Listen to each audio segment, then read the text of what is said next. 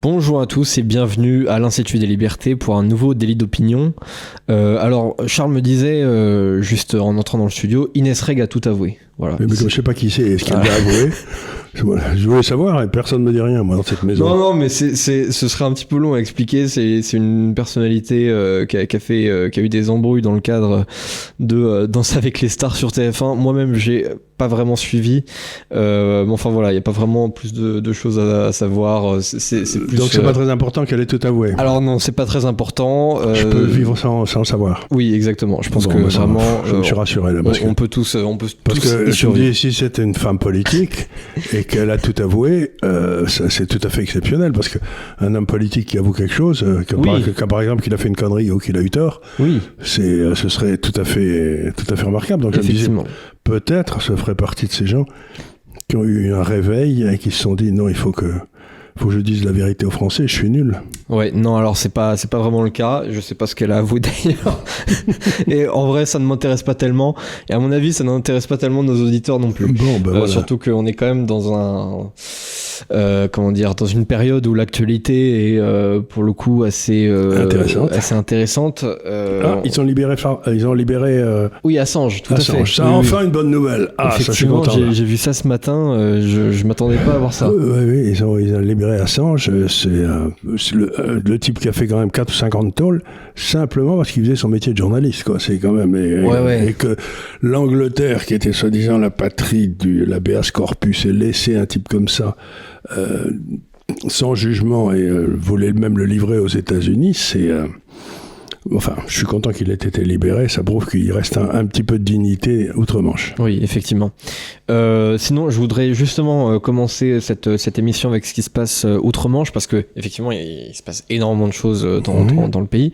Mais on en oublierait un peu, même si on les a commentées déjà, les élections législatives. Enfin, on appelle ça les élections générales.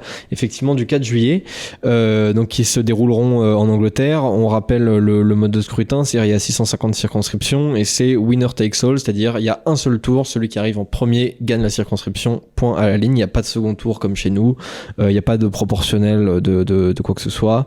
Et donc je voudrais commenter un peu les derniers sondages parce qu'ils sont assez intéressants. C'est-à-dire que à peu près tous les instituts de sondage, même s'ils sont pas d'accord sur le chiffrage, ils notent tous une baisse du Labour, même s'il reste quand même très, très haut par rapport au reste, et une hausse assez importante du Reform. Avec Nigel Farage, qui était le gars qui était à l'origine du Brexit. Exactement. Donc Nigel Farage était revenu dans la course. À l'origine, il n'était pas sûr d'y aller. C'est-à-dire que c'était Richard Tice qui était le président du parti Reform, qui était donc l'ancien parti du Brexit, mais qui ne s'appelait plus le parti du Brexit depuis que le Brexit avait été fait.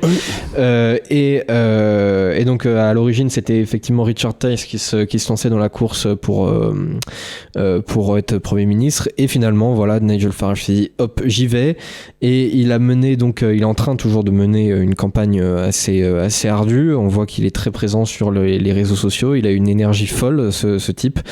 C'est une bête parce que ça a été la bête noire de Bruxelles pendant des années. Chaque fois qu'il se levait pour parler au Parlement européen, qui est toujours vide, parce que le Parlement européen se remplissait à toute allure, parce que Nigel Farage disait des trucs qui étaient à pleurer de rire, donc, et en même temps il inquiétait les autres. Donc pour moi, Nigel Farage, c'est un peu l'exemple de cette Angleterre éternelle du petit propriétaire local. C'est ce qu'ils appellent dans le temps, je crois, des yeomen, c'est-à-dire des gens qui avaient des arcs et qui se battaient pour leur liberté. Donc c'est le bourgeois anglais qui aime la liberté, têtu, et qui veut pas qu'on l'emmerde, quoi. Qui veut que la loi soit faite par des Anglais pour des Anglais, que les autres donc clair. Il s'intéresse pas tellement au reste du monde, mais alors donc le parti conservateur qui est au pouvoir depuis 14 ans a trahi de façon inimaginable. Ça fait paraître Sarkozy comme un enfant de cœur en comparaison, quoi. Et par exemple, ils ont fait une politique qui était complètement agricole qui était complètement verte. Ils voulaient mettre 30% des terres agricoles là-bas en jachère. Ils ont laissé rentrer, je ne sais plus combien de millions d'immigrants. Et enfin, ils ont fait tout le contraire de ce pourquoi ils avaient été élus. Oui, tout à fait. On leur avait demandé d'organiser le Brexit. Ils ont tout fait pour que ça n'ait pas lieu. Puis après ça, ils ont essayé de garder des tas de trucs européens en douce, comme la Cour européenne de justice, etc. Donc, le parti conservateur, depuis 14 ans, a gouverné, mais vraiment contre ceux qui l'ont élu, au profit d'une classe de bobos qui a beaucoup de choses à voir avec celle qui gouvernait à Paris depuis les élections de Macron. Et donc là, il est certain que le peuple ne va pas voter pour ces gens-là. C'est fini, ils sont morts. Donc, au point que le Parti conservateur, qui est le plus vieux parti du monde, il existe depuis 1840, je ne sais pas quoi, même avant, se retrouve dans une situation où il pourrait disparaître complètement. Il pourrait avoir 0 élu. Oui. Ce serait une très bonne chose, parce qu'ils ont tellement trahi, ils ont tellement été... Et donc, il faut savoir que le Parti conservateur, c'était une bête un peu curieuse.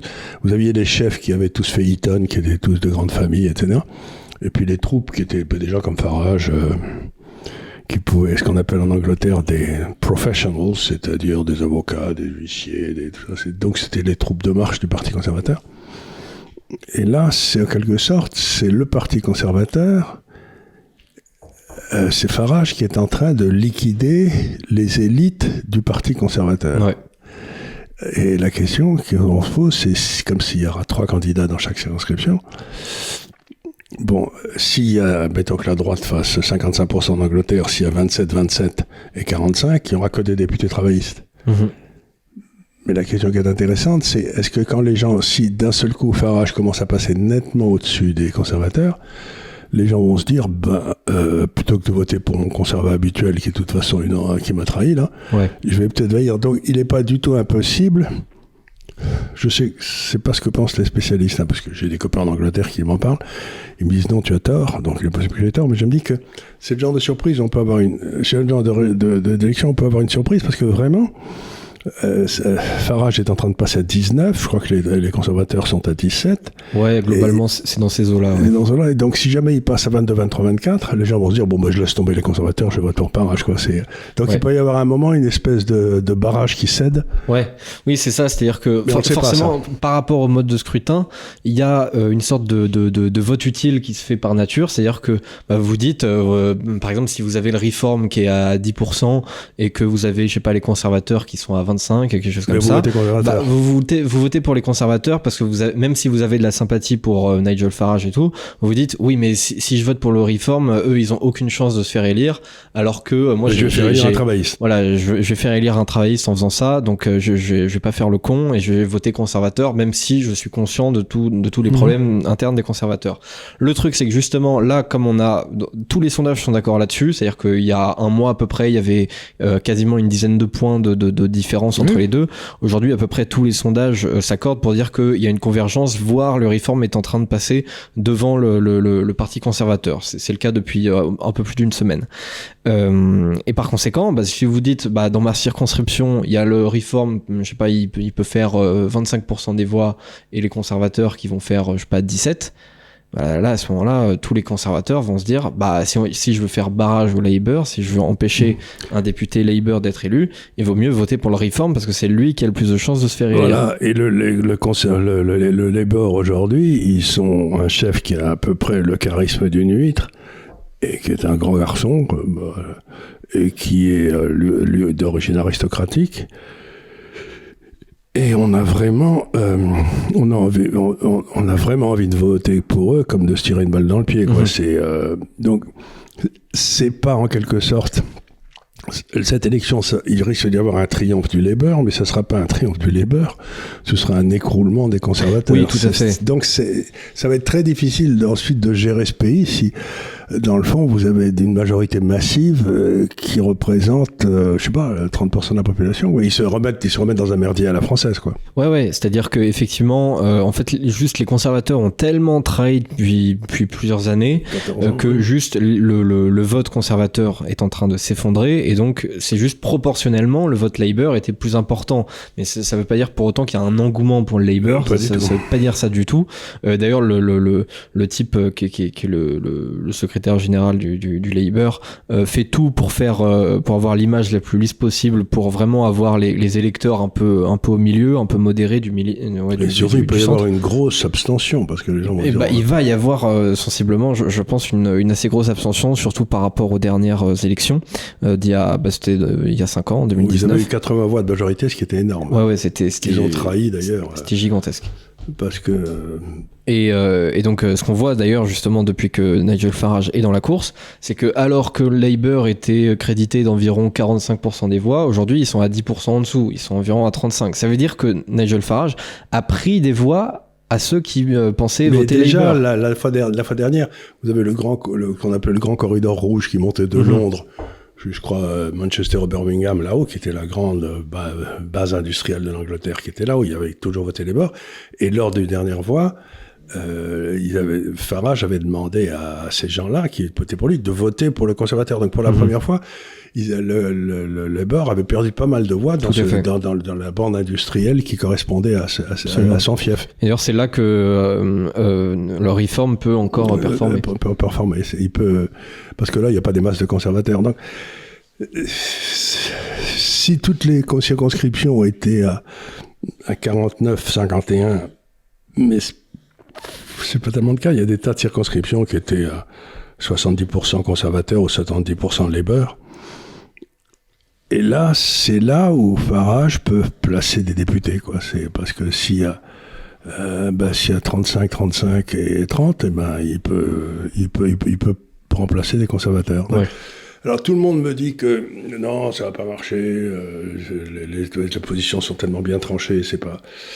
Mais je me méfie beaucoup des urnes en ce moment, parce que les urnes, depuis quelques années, depuis le Brexit, depuis l'élection de Trump, etc., de temps en temps, les peuples sortent un lapin du chapeau, qui est pas triste. Hein.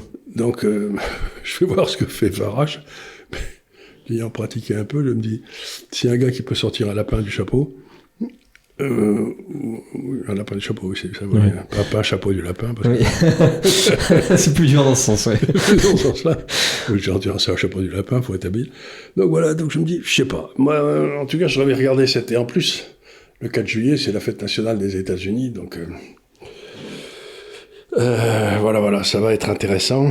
C'est sûr, cette première semaine de juillet, elle va être active. Hein. Elle va être active. Puis en plus, il faudra après attendre jusqu'en novembre. Le 5 ou 6 novembre, il va y avoir les élections présidentielles américaines. Mais là aussi, il va y avoir du sang sur les murs. Hein. Ouais, tout à fait. Donc, effectivement, moi, je pense qu'à ce stade, ce qui est complètement impossible, je pense, c'est qu'il n'y ait pas de majorité Labour. Mais dans énormément de circonscriptions, c'est très difficile à déterminer parce qu'encore une fois, il y a 650 circonscriptions. Donc, il y a des sièges qui se jouent à quelques centaines de voix près. Parfois à une voix, oui. Parfois, oui, à rien du tout. Donc, c'est très, très difficile de faire vraiment une puis, prévision encore une fois, exacte. Si vous voulez, quand vous faites des sondages, vos sondages, selon le nombre de gens que vous prenez, ils sont une marge d'erreur, mettons de 2% dans chaque sens.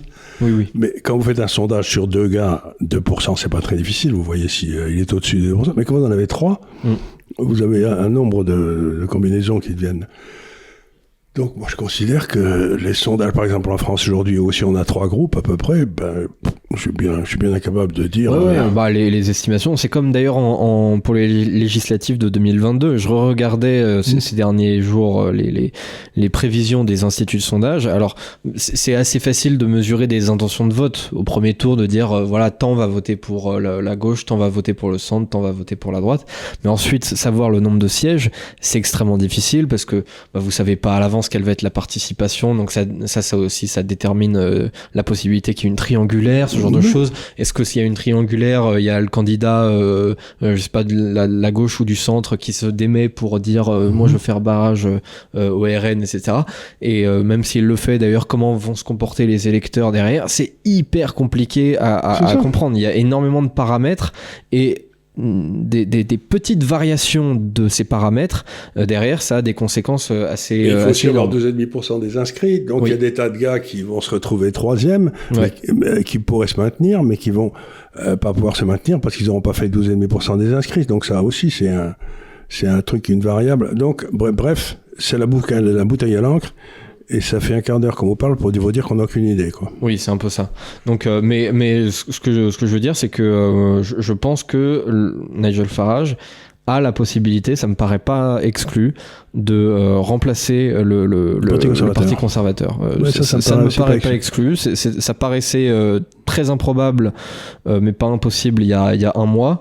Aujourd'hui, ça me paraît peut-être pas probable, mais ça me paraît vraiment possible. Oui, c'est tout à fait ça. Voilà. Donc voilà pour l'actualité d'outre-Manche, dont j'imagine on vous a assez peu parlé parce que on est quand même assez occupé en France. Et d'ailleurs on va en parler puisque hier, puisque là on tourne le mardi, donc hier il y avait Jordan Bardella qui était en conférence de presse et qui en fait dévoilait les grandes lignes de son programme. Donc je voudrais en parler un petit peu, surtout la partie économie, parce qu'à la limite, tout ce qui est international, éducation, etc., c'est retraite, c'est intéressant. Mais bon, je vais peut-être commencer d'ailleurs avec énergie. Donc on va en discuter. Je vais énumérer quelques mesures qu'il propose et vous allez me dire éventuellement ce que vous en pensez. Donc énergie et environnement, Bardella a confirmé son ambition de baisser la taxe sur la valeur ajoutée, donc la TVA, de l'énergie à 5,5%, mesure chiffrée à 17 milliards d'euros selon Bercy, estimant que cela est possible dans le cadre européen actuel. Qu'est-ce que vous en pensez ? Cela est impossible dans le cadre européen actuel ? Oui, enfin c'est selon Bercy. Oui, non, mais ça veut dire que de plus en plus le Rassemblement national, chaque fois qu'il voudra faire quelque chose, on va lui dire « Ah non, mais Madame von der Leyen n'est pas d'accord. » Oui. Donc, à un moment ou à un autre, il faudra qu'il se pose la question pourquoi j'ai été élu, quoi. Ouais. Oui, c'est un peu ça. Pourquoi on a fait des pieds et des mains pour dire vous vous rendez compte, le Rassemblement national est au pouvoir, etc. Si derrière, ils peuvent rien faire. D'abord, ils peuvent rien faire. Et si les gens qui les empêchent de faire, c'est des gens qui ont été élus par personne. Ouais. Appuyés sur des cours de justice qui ne représentent qu'elles-mêmes, puisqu'elles n'ont pas de... Donc, le vrai problème, c'est que vous regardez le programme, à part le programme de M. Macron et de ses troupes, qui vont se retrouver à peu près... une dizaine à l'Assemblée si tout va bien, mais s'il y a les deux autres qui ont des programmes, vous regardez ça et vous dites ces deux programmes, quels qu'ils soient, sont complètement antinomiques avec ce qu'a décidé l'Europe pour la France. Quoi. Oui, tout à fait. Donc si vous regardez l'énergie, vous regardez n'importe quoi, l'immigration, tout ça, et avant même qu'on soit condamné par les cours européennes de justice, je suis sûr que le Conseil constitutionnel aura fait le nécessaire pour qu'on puisse rien faire. Ah, ça, oui, bien sûr. Donc il faut bien se rendre compte que si le Rassemblement national est élu, il va se heurter à l'international des petits hommes gris, qui vont pas être là pour l'aider, quoi. Oui. D'ailleurs, en vrai, c'est un peu la partie la plus intéressante. C'est vraiment la partie expérimentale parce que jusque-là, ça fait 20 ans qu'on gueule sur l'Union européenne en disant oui, mais l'Union européenne nous fait faire ceci et nous fait faire cela. Mais c'est vrai qu'il n'y a jamais eu de bras de fer engagé depuis Maastricht entre le gouvernement français et la Commission européenne. Et là, forcément, ils vont être obligés d'aller au bras de fer. Parce que soit ils vont au bras de fer, soit ils disent on abandonne. Mais voilà, et c'est toujours la même chose. C'est-à-dire, encore une fois, ce que je me tue à dire, c'est qu'on ne peut pas être à moitié enceinte. Ouais. Ou vous êtes souverain, ou vous l'êtes pas. Ou vous l'êtes pas. Donc dire je vais négocier les trucs de souveraineté, si vous négociez votre souveraineté, par définition, vous n'êtes plus souverain. Donc je ne sais pas exactement ce qui va se passer, mais si on rentre dans des temps un peu troublés, il me semble tout à fait évident qu'il va y avoir un clash portant sur la souveraineté entre l'Europe et le gouvernement français de l'époque. C'est pas possible autrement. Et à ce moment-là, la seule façon de le trancher, ce sera un référendum. Oui, c'est pour ça qu'il faudrait... parce que on dit souvent, le RN est aux portes du pouvoir. Alors certes, mais pas de tout le pouvoir. Non, mais il n'est pas aux portes du pouvoir, parce que le gouvernement français a abandonné tellement de pouvoir qu'il est aux portes, si j'ose dire, d'être... Monsieur Bardella peut devenir le gouverneur adjoint de l'État France qui n'existe plus, quoi. Donc je veux dire, ils ont mis 40 ans à arriver là où ils sont, ils ont fait un beau parcours, mais aujourd'hui, ce qui m'étonne, c'est qu'ils essayent de faire campagne en disant qu'ils vont pas rien changer en Europe. Ben, à ce moment-là, c'est pas la peine qu'ils se présentent. Ah non, mais c'est sûr, je pense que c'est obligé. Ils sont obligés d'aller au bras de fer avec l'Europe. Ils sont obligés de dire la souveraineté de la France est supérieure et antérieure à celle de l'Europe. Oui. C'est-à-dire que vos cours européennes, je ne reconnais pas leur jugement, vos trucs et malin, mais voilà, c'est tout, quoi. Donc il faut défaire tout ce qui a été fait depuis 20 ans. Ouais, c'est clair. Mais alors sur le fond, admettons qu'il n'y ait pas de problème pour appliquer cette mesure. La baisse de la TVA à 5,5, est-ce que c'est... Bon, je voulais, comme disait Milton Friedman, encore une fois, buvons un coup. Ouais. Mais j'ai jamais vu une baisse des impôts que j'aimais pas, quoi. Oui, exactement. Donc, par contre, j'ai jamais vu un type à Bercy qui aimait une baisse des impôts. Non, ça ça je crois que non. Ils sont spécialistes dans l'idée d'inventer des nouvelles taxes, de faire des trucs auxquels personne ne comprend rien. Ouais, exactement. Comme la taxe qui est payée ici dans ces bureaux par quelques-uns des employés, qui est une taxe qui va en direction des syndicats, qui sert à financer les syndicats, et qui est une contribution volontaire obligatoire. Non mais je vous assure, je l'ai vu. Non, mais je sais. Contribution volontaire obligatoire. Oui. Mais c'est quoi ce truc? Donc vous prenez votre feuille de paiement en Angleterre ou en Suisse, vous avez une demi-page qui est remplie, et en France vous avez 5 pages, quoi. Ouais. Donc la première des choses, c'est que non seulement il faut abaisser la TVA, mais il faut couper toute une série de trucs. Il faut cesser de financer les syndicats, il faut cesser de financer la presse, il faut fermer le Conseil économique et social, il faut fermer le Conseil constitutionnel. Donc ils ont du boulot, hein. C'est clair. Mais en plus de ça, j'imagine que les salariés de ces bureaux ne se sentent pas très représentés par un syndicat en particulier.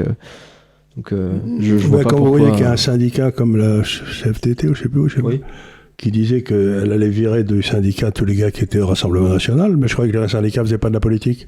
Ah bah là, ils en font bien. Et encore, la CFDT, c'est le syndicat le plus à droite qui existe. Je sais plus que j'ai vu. Enfin bref. Et donc, la vraie question qui va se poser, c'est, imaginons que le Rassemblement National soit élu avec une majorité, il y a un certain nombre de gens en France qui pensent avoir la légitimité pour dire il faut désobéir. Ouais. Oui, tout à fait. Et donc, vous allez avoir maintenant des corps constitués, des syndicats, etc., qui vont se dresser contre la volonté du peuple. Ouais, c'est clair. Ah bah les juges, bizarre, les profs, tout un tas de... Ouais. Donc, je sais pas, ça me paraît bizarre que si quelqu'un a voté, on se met la cuillère. Donc, ça veut dire que ce que disait Jean-Paul II, encore une fois, que la démocratie ne pouvait exister que dans le cadre d'une nation, parce que dans la nation, celui qui perdait l'acceptait. Ça veut dire que maintenant, nous sommes arrivés à un tel état de déliquescence de notre nation que le perdant n'accepte plus d'avoir perdu. Mmh. Ça veut dire que nous ne sommes plus en démocratie. Mmh. Ah bah, vous pouvez être sûr qu'il va y avoir des recours pour fraude électorale, des trucs comme ça. C'est pour ça que... Du nouveau Front Populaire, hein, d'ailleurs, je pense pas de renaissance, mais le nouveau Front Populaire va très très mal digérer si le RN a une majorité absolue. On s'en fout. Oui, non mais moi c'est sûr, je m'en fous. Ça me fait un peu rire. Ça fait des années que je vis avec des parlements qui me conviennent pas tellement que ça, quoi. Oui. J'en ai pas fait des caca nerveux, hein. Oui. Je me suis pas mis en grève. Ah non, d'ailleurs, tout le monde s'en serait foutu, mais... C'est vrai, quoi. Ouais. Non, mais c'est vrai, eux, ils se sentent vraiment tout permis, pour le coup. Mais non, c'est que la gauche, intimement, est persuadée qu'elle est légitime. Qu'elle est dans le sens de l'histoire, qu'il n'y a qu'elle qui soit légitime. Donc, quand quelqu'un qui n'est pas de gauche ou qui n'est pas soutenu par la gauche, la gauche ne vote pas, est élu, ça veut dire que ça n'est pas possible. Puisque c'est ce que disait Bertolt Brecht là, dans sa pièce. Là, c'était le peuple a déçu le parti, il va falloir changer de peuple. Mmh. Et c'est ce qu'ils font. Oui. Ouais. Il faut venir un autre peuple. Ouais, c'est clair. Bah déjà, faut voir. Par exemple, j'avais vu une carte. Je saurais pas comment la retrouver, mais j'avais vu une carte qui était assez intéressante, qui montrait la répartition géographique du vote Mélenchon il y a pas si longtemps, en 2017. Et on voit que vraiment sur toute la France, il y a pas mal de gens qui votent Mélenchon. Alors c'est pas énorme comme vote, il avait fait 17% je crois à l'époque, ce qui était pas mal, 17 ou 18, et c'était assez homogène en fait sur tout le territoire, et aujourd'hui on voit vraiment que sur tout ce territoire qu'on appelle la France périphérique selon l'expression de Christophe Guilluy, le vote Mélenchon est totalement tombé, mais il a été divisé par plusieurs chiffres. Et en revanche, ce vote s'est complètement urbanisé, donc c'est vraiment le vote des banlieues, vote de certaines villes, dans certains quartiers de Lyon, dans le nord-est parisien, c'est vraiment très très très concentré. D'ailleurs, c'est ce qui a fait qu'il y a autant de députés qui sont élus dès le premier tour, en fait, surtout en Seine-Saint-Denis. Ils avaient tout raflé en 2022, ils ont eu toutes les circonscriptions de Seine-Saint-Denis. Donc oui, il a vraiment changé de peuple en l'espace de 7 ans. C'est ça. Ouais. Ben voilà, donc alors ce qui va se passer en France, mais moi il y a quelque chose qui m'intéresse, c'est que s'il y a des mouvements sociaux et tout qui veulent pas faire ceci ou pas faire cela en plein milieu des Jeux Olympiques, ça va faire des ordres. Hein. Ah oui, ça va faire un sacré bazar, ouais. Ça va faire des ordres alors. Donc, ouais. Donc tout ça devient passionnant, c'est-à-dire que j'ai l'impression de vivre dans un théâtre d'ombre quand je vois des silhouettes dont je pensais qu'elles avaient été se cacher tellement elles avaient honte, comme, je sais pas, M. Copé ou M. Barnier, qu'on voit revenir. On se dit, mais c'est quoi ? C'est le théâtre des horreurs.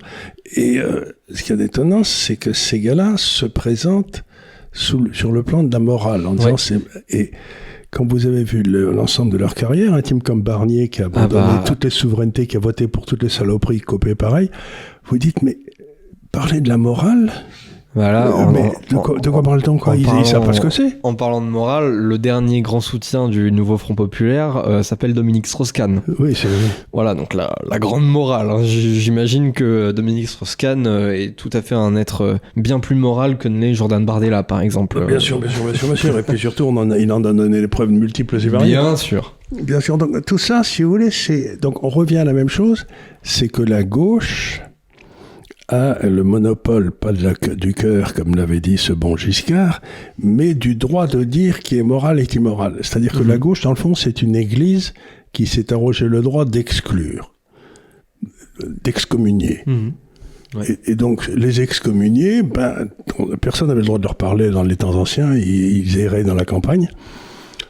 Donc, voilà, mais ce qu'il y a d'étonnant, c'est qu'ils ne se sont pas rendus compte, ces imbéciles, que plus personne ne croyait à leur excommunication. Déjà, c'est très intéressant ce qui se passe en interne chez la gauche, parce que la campagne, quand même, dure 3 semaines, enfin 4 si on compte au total, entre le moment de la dissolution et le moment du second tour, et ils sont déjà en train de s'écharper en interne. Il y a Mélenchon qui est digne des meilleures heures de ce bon Staline, qui est en train de purger son parti vraiment à une vitesse folle et avec une très grande efficacité, avec le soutien d'ailleurs de l'immense majorité des militants, je le vois, et donc il y a une espèce de front anti-Mélenchon de la gauche plus social-démocrate, un peu plus modéré, qui veut faire face à Mélenchon, mais en même temps Mélenchon est vraiment soutenu par le cœur militant de cette gauche-là. Donc il y a un gros affrontement en interne, et il y a déjà des excommunications au sein même de la gauche avant même le premier tour des élections. C'est quand même très intéressant. Vous croyez qu'ils pourraient s'entretuer ? Ah oui. Mélenchon, je crois capable de tout. Faut leur donner des armes, faut les aider, là, non ? Ah oui. En plus, Mélenchon, il a sa copine Chikirou, c'est quelque chose, hein. Oui. Waouh. Ah waouh. Écoutez, j'ai peur de cette femme. C'est celle qui assistait aux décapitations sur la plaine, qu'on appelait tricoteuse à l'époque, pendant la Révolution française, celle qui serait passée la journée à faire du tricot en regardant les têtes tomber, quoi. Ah oui. Là. C'est de la qualité, ça. Donc, c'est tout à fait étonnant ce qui se passe, parce que cette espèce de... La gauche prétend avoir le droit de dire quelle est la morale collective. Or, une morale collective, ça ne peut pas exister. Il ne peut exister que des morales individuelles. La loi est collective et elle s'applique à tout le monde de la même façon. Donc, la gauche tient un discours schizophrène, comme elle le fait toujours, c'est-à-dire que nous qui représentons la morale collective, au nom de cette morale collective, si le Rassemblement national est élu, nous n'allons pas le reconnaître. Mais ça s'appelle un délit. Quelqu'un qui refuse le résultat de l'élection peut le mettre en tôle. Donc c'est extraordinaire de voir, dans le fond, comment ils font toujours monter la morale. En fait, c'est des curés, quoi. Ouais. En fait, c'est des petits curés aigris, méchants, laids. Ouais, et qui montrent de plus en plus leur vrai visage. C'est-à-dire que là, vraiment, t'as plus la haine. Ouais. C'est-à-dire qu'il y a quelques semaines, c'était encore les élections européennes et tout. Bon, ils se voulaient un peu bon teint, gauche mondaine, tout va bien. Il pue la haine. C'est-à-dire que vous regardez Mélenchon, et ce type pue la haine. Il est, vous le sentez méchant, vous le sentez violent, vous le sentez... Ouais. Mais d'ailleurs, il y a un énorme rejet des Français pour la personnalité de Jean-Luc Mélenchon. Hein. C'est vraiment hallucinant. Et 80% des Français ne veulent pas avoir Jean-Luc Mélenchon comme Premier ministre. Alors on pourrait se dire déjà quel est le problème des 20% restants. Mais ça fait quand même beaucoup, 80%. Il y a peu de personnes qui suscitent un tel rejet quand même dans la population française. Mais ce que je dis, puis les gens dont ils s'entourent... Et puis l'autre qui dit là, la grosse là, qui dit qu'elle a plus d'expérience Mathilde Panot, parlementaire qui visiblement a quelques lacunes sur la carrière de Léon Blum, effectivement. Et alors j'ai lu un truc qui disait, elle disait, cette bonne femme, elle disait, nous avons été les héritiers de la commune, nous avons été les héritiers du Front populaire, nous avons été les héritiers de la résistance. Et bouge pas, les héritiers de la résistance, la moitié ou les 2/3 de la résistance, c'était des mecs de droite. Oui. Faudrait quand même un jour le dire, quoi. Oui. Surtout la résistance de 40-41, parce que effectivement, après la fin du pacte germano-soviétique, effectivement, il y a quelques communistes qui ont commencé à se rajouter. Mais enfin, on les a un petit peu attendus. Vous regardez un petit peu qui y avait à Londres, il y avait bon. Donc, si vous voulez, cette façon qu'elles ont de raconter l'histoire, où ils ont toujours été, eux et leurs prédécesseurs ont toujours été dans le camp du bien. On les a assez peu vus, je sais pas, pendant le massacre des Cambodgiens, on les a pas vus. Pendant le massacre des Juifs en 42, de 41 à 45, on les a pas vus non plus. Donc, moi, je suis absolument ébloui par cette capacité à s'auto-congratuler des actes héroïques que certains ont fait dans le passé et de se les attribuer. Ah non, mais ils ont vraiment une capacité. Il y en a qui ont vraiment une inculture ou qui vraiment se trompent, presque de bonne foi, et il y en a qui sont vraiment à fond dans le mensonge. Là, par exemple, justement, hier, par rapport à cette conférence de presse de Jordan Bardella, c'est très simple. Il prenait plusieurs questions à la fois, 3 ou 4. Donc il y avait plusieurs journalistes et qui donnaient leurs questions. Bardella du coup les notait, je crois, sur un papier, sur son pupitre. Et donc voilà, il y avait quelques secondes à chaque fois de flottement entre chaque question, il demandait une autre, etc. Et puis après, hop, et il commence son raisonnement et il répond aux 3-4 questions à la fois. Et il y a un moment où il y a une journaliste, je crois, de Libération, qui lui dit oui, mais alors votre problème avec justement la baisse de la TVA, c'est que vous allez avoir du coup des rentrées en moins, 7 ou 17 milliards. Comment vous comptez en quelque sorte compenser cette perte de recettes? Et donc il lui dit ok, très bien, il note la question, et donc il y a peut-être une dizaine de secondes de flottement, et ensuite il commence son raisonnement en disant bon voilà, et donc il répond pas seulement à cette question mais aussi aux 3 autres qui ont été posées avant. Et cet extrait a été isolé. C'est-à-dire que ça a été retweeté sur tous les comptes de gauche et même énormément de comptes de centristes, de journalistes, de personnalités politiques, même Gérald Darmanin l'a reposté, où en fait on a juste l'extrait où la journaliste pose sa question, où Bardella note la question mais du coup sans y répondre pour le moment, et ensuite allait commencer à répondre. Et donc ça a été interprété comme « Ah, vous avez vu, Bardella ne sait pas répondre à cette question ». C'est-à-dire que c'est une manipulation totale, et ils savent qu'ils manipulent. J'ai vu un truc qui s'est passé aux États-Unis qui a aussi m'a laissé pantois, c'est que les démocrates aux États-Unis ont dit que Trump avait reçu de l'argent, je sais pas quoi, de la Chine, de la Russie, enfin des trucs habituels. Et donc il y a un parlementaire républicain qui a été chercher ce sur quoi il s'appuyait. Et Trump a construit à 2 blocs des Nations Unies un très beau building, et les gens ont acheté à l'intérieur de ce building des appartements, Et comme c'était à 2 rues, vous avez les Saoudiens qui ont acheté des appartements, vous avez les Chinois qui ont acheté des appartements, parce que c'était pratique, c'est au coin de la rue, quoi. Et donc, les démocrates ont pris tous ces achats et ont dit, voyez, ces gars-là, ils ont filé $2 millions à Trump. Donc, ils ont pris l'achat des appartements faits par les délégations aux Nations Unies comme un don de la délégation à M. Trump. Ouais. Et ça, c'était des journalistes. Et donc, vous vous dites, mais ce sont des ordures pour faire des coups comme ça, quoi. Ouais. C'est comme si vous voulez. C'est-à-dire que oui, alors ils sont pas habitués effectivement à ce qu'en fait on crée de la richesse. Voilà, ils savent pas ce que c'est vendre un truc. Non, mais surtout le type qui fait un développement immobilier, qui vend des appartements, que ce soit acheté par un Saoudien ou un Chinois, il en a rien à cirer. Oui. C'est pas il a pas reçu ils n'ont pas acheté tout l'immeuble pour sortir le Trump. Alors, effectivement, c'est un mensonge. C'est intéressant, peut-être que les démocrates ne voudraient que Trump ne vende ses produits qu'à des citoyens américains. Oui, ce qui serait une sorte de discrimination par ailleurs. Par ailleurs, oui, ou aux Palestiniens, ou je sais pas quoi. C'est encore mieux.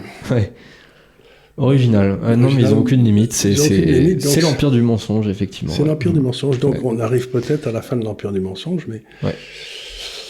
Ce qui est rigolo, c'est que maintenant, les gens utilisent l'empire du mensonge. Je l'ai vu plusieurs types le dire. Il faut sortir de l'empire du mensonge. Je me suis dit, tiens, d'où ils sortent ça, mais on est passé de l'empire du... Faut mettre un copyright sur l'expression. Oui, c'est faut pas mettre des copyrights sur les bonnes idées, parce que ça après, les empêche de se développer. Exactement. C'est comme Elon Musk qui veut pas faire de patent, comment on appelle ça, de brevet. Et il veut pas faire de brevet, par exemple avec Tesla et tout, parce qu'il dit en fait à chaque fois c'est juste un frein justement au développement technique. Donc en plus la plupart des façon d'essayer de se constituer une rente. Ouais, exactement.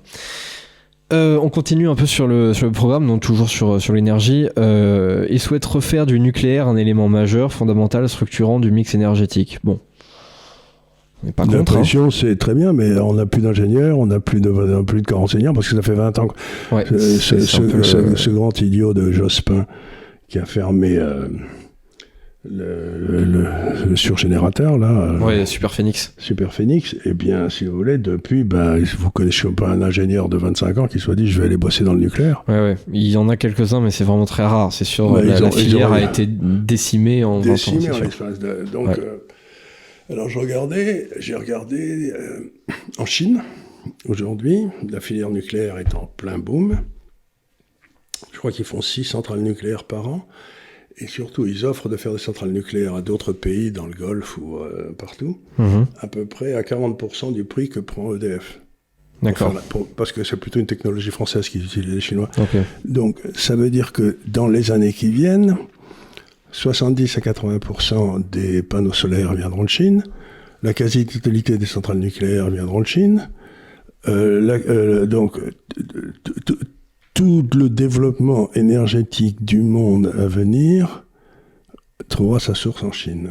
Et tout le développement, tous les fossiles viendront, et les matières premières viendront de Russie. Donc je sais pas, mais moi si j'étais un gouvernement français aujourd'hui, je me dirais... Qu'est-ce qui m'amène exactement les Américains? Ni énergie, ni fossile, ni rien du tout. Puis en plus, ils me foutent dans une guerre dont j'ai pas vraiment envie. Donc,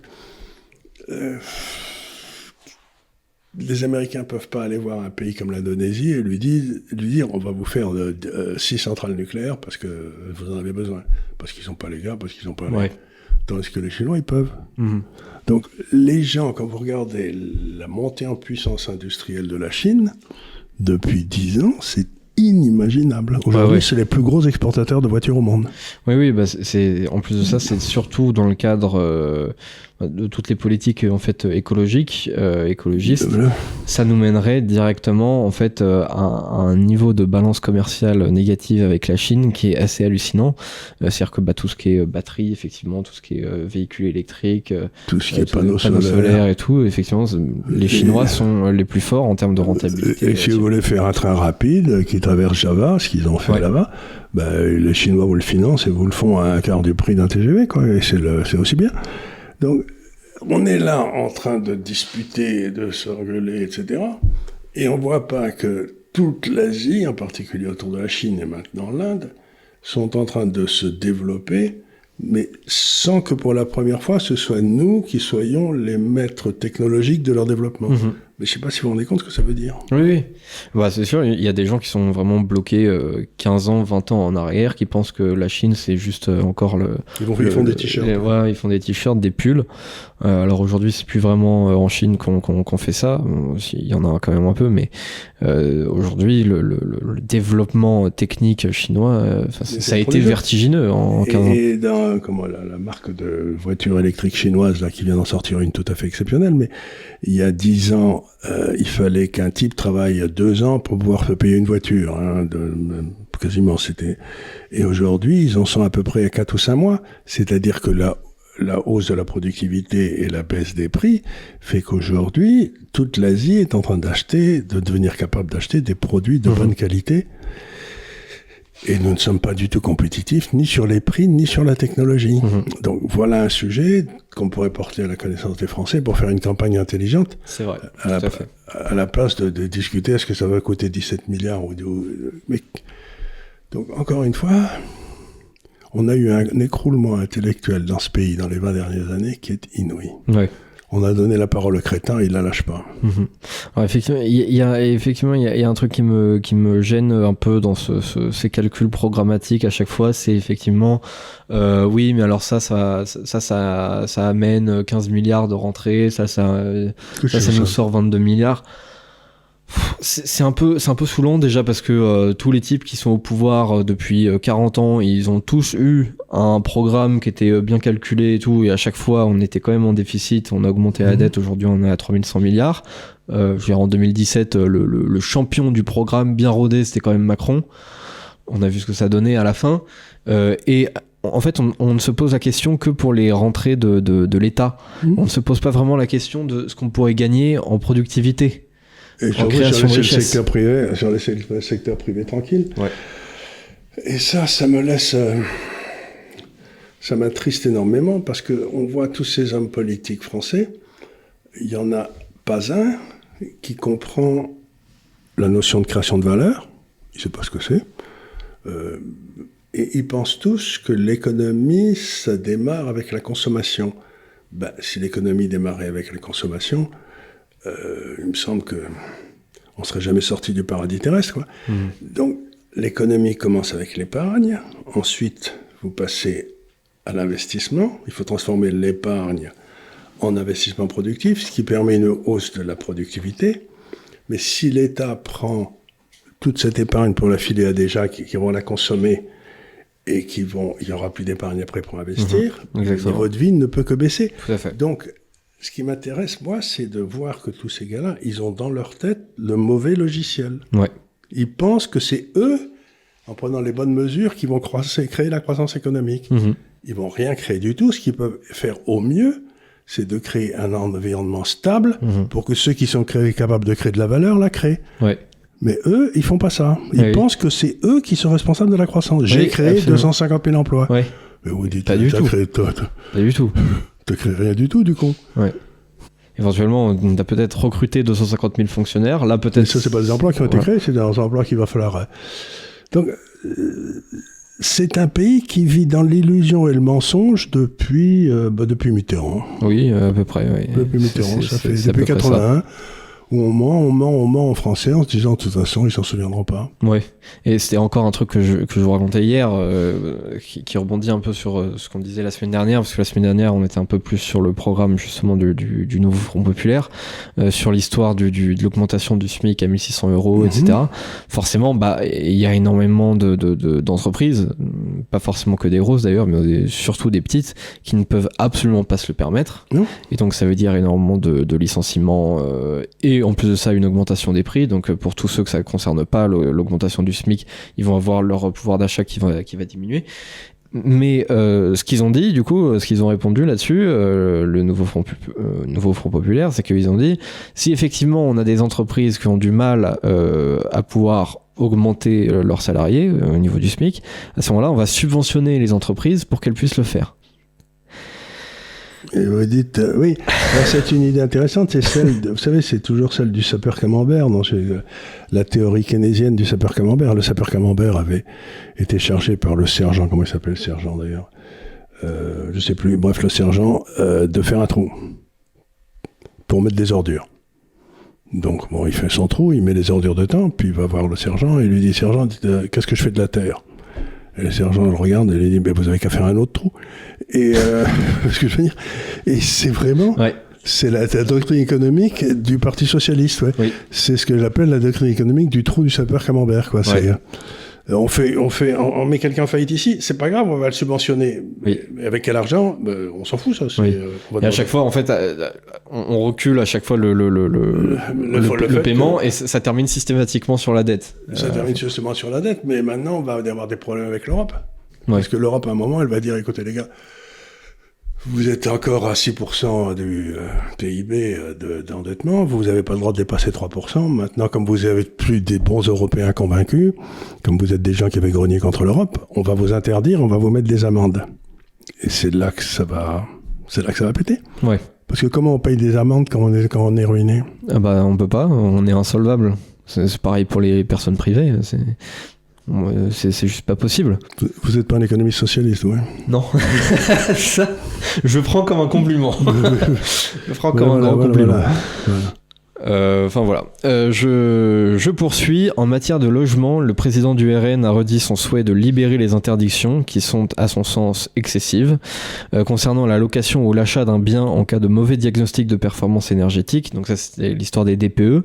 D'ailleurs, je crois que vous en aviez parlé, je crois, avec Furfari, il me semble. Furfari, j'ai été une histoire de fou. Ouais. C'est les histoires, vous savez, de performance énergétique qui vont de A à G, quelque chose comme ça. Et c'est assez souvent mal foutu. Il y a beaucoup d'experts il y a des gens qui ont fait des tests comme ça. On demande à plusieurs experts de faire justement le diagnostic DPE. Et on en fait 4 ou 5 et les 5 donnent une note différente qui vont, je sais pas, de B à E, quoi, des trucs vraiment qui n'ont rien à voir. Ça dépend qui enfile le billet aussi. C'est un peu ça, forcément. Donc, il souhaite également assouplir les contraintes environnementales excessives imposées par l'objectif de zéro artificialisation nette, qui consiste à limiter toute extension de l'artificialisation d'ici 2050. Donc ça, cette histoire de virer le DPE, qu'est-ce que vous en pensez? Encore une fois, c'est le but de tout fonctionnaire compétent, c'est bien sûr de ne rien faire et de ne rien laisser faire. Donc, comme le dit Elon Musk, il dit en Europe, ils sont tellement occupés à faire des réglementations dès que quelque chose de nouveau sort, que d'ici quelque temps, tout sera mort et on sera tous complètement éteints et on ne pourra plus bouger simplement parce qu'il y a une réglementation qui vous interdira de faire vos lacets, quoi. Donc, il y a 90% de l'activité humaine qui n'a pas besoin de réglementation.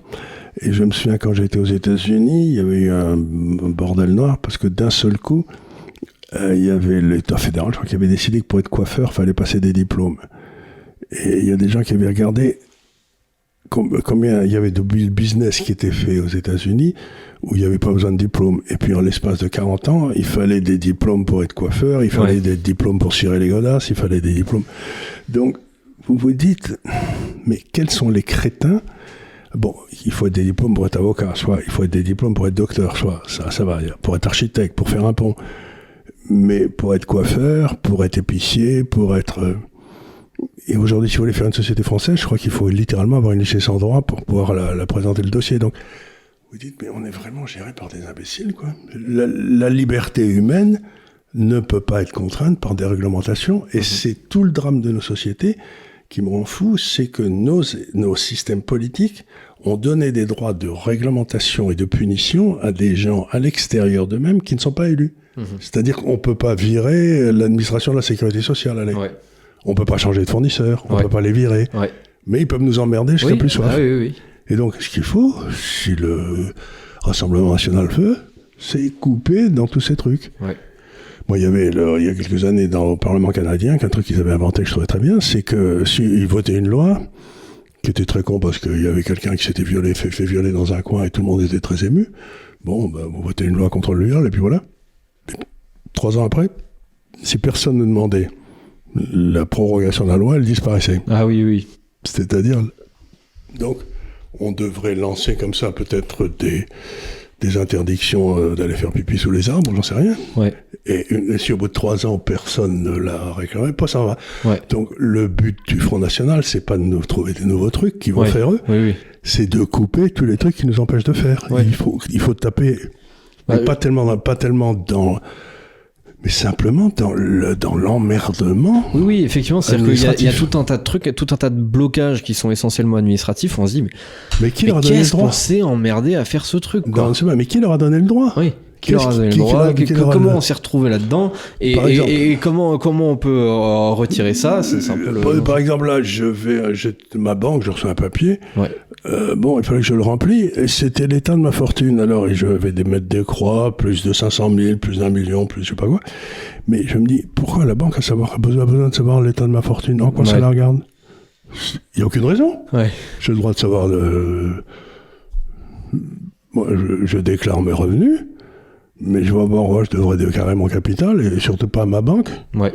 Pourquoi ? Pour qu'elle envoie une fiche sur moi à Bercy en disant attention, là, il y a un type que vous devez ça, justement, c'est dans le programme du nouveau Front Populaire. Eux, ils veulent taxer le capital. Ouais. C'est-à-dire que c'est pas juste ce que vous gagnez, c'est ce que vous avez. Ils veulent vous prendre, je crois, 3% par an et ensuite vous vous démerdez pour avoir de la rentabilité avec une difficulté maximale de moins 3% de performance garantie. Oui, ça veut dire que si vous avez un capital important, vous le menez vous tranquillement et vous allez vous installer en Italie ou au Portugal. C'est sûr. Mais voilà, donc tout ça... Moi, ce qui m'inquiète, c'est pas tellement l'absence de démocratie, c'est les excroissances qui sont passées depuis 20 ou 30 ans de gens à qui on a donné les pouvoirs du souverain, mais qui ne sont pas soumis au vote. C'est-à-dire toute cette espèce de monde réglementaire qui est là, qui nous bouffe, qui nous étouffe. Et qui menace justement de bloquer le pays si jamais la démocratie s'avère fonctionnelle, en l'occurrence en faveur du Rassemblement national. Mais surtout, qui a donné le droit à ces gens-là, quand même ? C'est-à-dire, on a fait des délégations de souveraineté à des gens qui ne sont pas élus. Ouais. Oui, et c'est sûr, plus ça prend de l'ampleur, plus après on se dit, mais comment on revient en arrière ? Si vous vivez dans un monument historique, vous n'avez pas de peau parce que l'administration des monuments historiques a beaucoup plus de droits sur votre propriété que vous-même. Ah oui. Vous ne pouvez rien faire. Vous ne pouvez pas faire un trou. Ouais. Sur les premiers, vous dites, du coup, tous les monuments s'écroulent. Ouais. Parce que personne ne peut rien faire. L'administration l'interdit. Donc, on est dans un monde où l'action individuelle, et surtout la somme des actions individuelles, est supposée amener à des résultats désastreux. C'est le principe de base. Alors que le principe du libéralisme, c'est que quand les gens font ce qu'ils veulent pour eux-mêmes, en principe, ça marche mieux que quand quelqu'un fait pour eux, quoi. Oui. Et donc, tant que ça ne nuit pas aux autres. Donc, on voit bien que ces gars-là pensent que si vous et moi, on prend la décision, je sais pas, de venir au bureau en patin roulette et que tout le monde le fait, ça va mener à des résultats désastreux. Mais ça vous regarde pas. Ouais. Oui, non, c'est sûr, la liberté est vraiment pas une valeur appliquée stricto sensu en France. C'est-à-dire, c'est pas la liberté, c'est les libertés. Ils nous détruisent toutes les histoires de liberté au nom, on n'a plus les libertés au nom d'une espèce de mythe qu'ils ont créé qui est la sécurité ou j'en sais rien. Oui, donc c'est des libertés qu'on détruit l'intérêt général. L'intérêt général, on détruit une par une. Mais la liberté, c'est une notion un peu fasciste. Moi, ce qui m'intéresse, c'est la liberté d'élever mes enfants comme je veux, la liberté d'aller à l'église, la liberté de pas me faire vacciner si j'en ai pas envie, enfin, on va dire. Ça, c'est des libertés pratiques. La liberté théorique, ça m'intéresse assez peu. Et alors, il y a une liberté qui, je pense, peut vous intéresser aussi, c'est la liberté de transmettre ce qu'on a envie à ses enfants. Voilà. Donc ça aussi, il le propose, en accord avec Éric Ciotti, le président du Rassemblement national entend supprimer les impôts sur les héritages direct pour les familles modestes et les classes moyennes et créer une exonération de donations des parents à leurs enfants, des grands-parents à leurs petits-enfants, jusqu'à 100 000 euros par enfant tous les 10 ans contre 15 aujourd'hui. Encore une fois, une baisse des impôts qui me plaît. Moi, voilà, je veux jamais plutôt dans le bon impôts, sens. Par contre, faudrait peut-être même aller encore plus loin, mais c'est déjà, ça va déjà dans le bon sens. Ensuite, entreprise et agriculture. Affirmant sa volonté de déverrouiller toutes les contraintes qui pèsent sur la croissance, Jordan Bardella veut lancer dès l'automne, en concertation avec les acteurs économiques, des états généraux de la simplification. En attendant, le RN au pouvoir décrétera une pause réglementaire dans les surtranspositions européennes, c'est-à-dire le fait d'y ajouter des exigences, pour aller vers une sobriété normative. Bon, ça veut pas dire grand-chose en termes réels. Ils vont peut-être arrêter les conneries, déjà. Oui, voilà. Sur la question des salaires, Bardella promet de donner la possibilité pour les entreprises d'augmenter les salaires sans peser sur le coût du travail et sur la compétitivité, en leur permettant d'augmenter les salaires de 10% sans cotisation patronale pendant 5 ans, et cela jusqu'à 3 fois le SMIC, soit jusqu'au salaire de 5 300 € brut mensuel. Ça, c'est très bien. Ça. Voilà. C'est très bien. En matière de soutien à l'agriculture, le président du RN propose un grand plan manger français pour atteindre 80% de produits français dans les cantines scolaires à l'horizon 2027. Et ça, c'est idiot, ça. Ouais, c'est du protectionnisme, quoi. C'est des produits plus à dire. Il ferait mieux d'organiser des promotions des produits français à l'étranger, oui. Ouais. Je suis un peu d'accord avec ça. Et enfin, sur l'agriculture, tout ça, Bardella souhaite interdire les importations de produits agricoles ne répondant pas aux standards appliqués en France, actant l'échec des lois Egalim qui visaient à mieux rémunérer les agriculteurs. Voilà, c'est ce dont on parlait il y a quelques semaines avec les cerises, etc. C'est un appareil normal que les paysans français et les paysans turcs aient les mêmes contraintes. Forcément qu'on n'importe pas ce qu'on n'a pas le droit de produire dans notre pays. Ça me paraît idiot, ça. C'est un peu, effectivement, c'est ce qu'on appelle les clauses miroirs. C'est un peu du bon sens, en fait. Hein, il n'y a pas besoin de faire 15 ans d'études, voire même, c'est plutôt le contraire. Voilà, en gros, ce que j'avais envie d'évoquer aujourd'hui. On va avoir des résultats la semaine prochaine, et pour moi, le truc important la semaine prochaine, il n'y en a qu'un seul, c'est dans combien de circonscriptions le parti du président tombera en dessous de 12,5% des inscrits. Effectivement, c'est ça le truc le plus important. Forcément, ça dépend beaucoup de la participation parce que, par conséquent, 12,5% des inscrits, si vous avez une participation de 50%, pour être au second tour, il faut avoir fait, soit il faut arriver premier ou deuxième, soit il faut avoir fait 25% des voix. Et ensuite, ça diminue en fonction de la participation. Et alors, selon plusieurs instituts de sondage, on devrait avoir une participation aux alentours des 63 à 65%. Je crois qu'on aura plus. Donc, il peut y en avoir plus. Effectivement, en général, plus on se rapproche du scrutin, plus la participation annoncée augmente. Et puis, ensuite, ça dépendra aussi des circonscriptions. C'est-à-dire que il y a des circonscriptions, notamment dans les villes et tout, où Renaissance est vraiment très élevée. En revanche, dans la France périphérique, c'est quand même moins le cas. Ils ont fait, quand on regarde, si on regarde les élections européennes, circonscription par circonscription, ils ont fait vraiment des scores très faibles dans la France périphérique, dans les campagnes. Très en dessous des 15% souvent, donc c'est assez alarmant pour eux. Ils risquent de pas être dans beaucoup de triangulaires, mais il risque d'y en avoir peut-être entre 100 et 150, quelque chose comme ça. J'ai vu un truc aussi ce matin qui était intéressant, c'était le vote barrage. On demandait aux gens s'ils comptaient faire barrage que ce soit contre le nouveau Front Populaire, contre le gouvernement actuel ou contre le RN. Et même à ma propre surprise, en fait, c'est le barrage contre le Rassemblement National, c'est le plus faible. 41% des gens disent vouloir faire barrage au Rassemblement National, c'est moins que pour les deux autres. Donc c'est vraiment... Donc votez bien, vous aurez voté quand vous regarderez ça sans doute, mais ça ne vous empêche pas de bien voter. Voilà, tout à fait. On essaiera dans la mesure du possible de mettre cette émission en ligne quand même avant le premier tour, même si je le garantis pas forcément, mais si je la reçois avant, elle sera publiée avant. Voilà. Donc je vous remercie bien sûr pour votre attention. Je rappelle que ces émissions elles sont disponibles en format podcast sur Deezer, sur Spotify et sur Apple Podcast. Je vous rappelle aussi, parce qu'on en parle assez peu souvent dans ces émissions, mais que l'Université de l'épargne est active, hein, bien sûr, depuis un petit mois. Ça donne un boulot ce truc ? Oui, ça demande un boulot, mais à la fois c'est intéressant. Moi, je suis très content de faire ce boulot-là. Je trouve ça vraiment très intéressant parce que je m'instruis tout seul et en même temps j'instruis les autres, donc c'est vraiment. Mieux. Je trouve que c'est au poil. Donc voilà, vous pouvez aussi vous inscrire bien sûr sur l'Université de l'épargne. Je mettrai le lien dans la description si jamais vous ne l'avez pas. Donc sur ce, je vous remercie encore une fois et je vous dis à très bientôt pour un nouveau délit d'opinion. La semaine prochaine, ce sera le dernier du coup.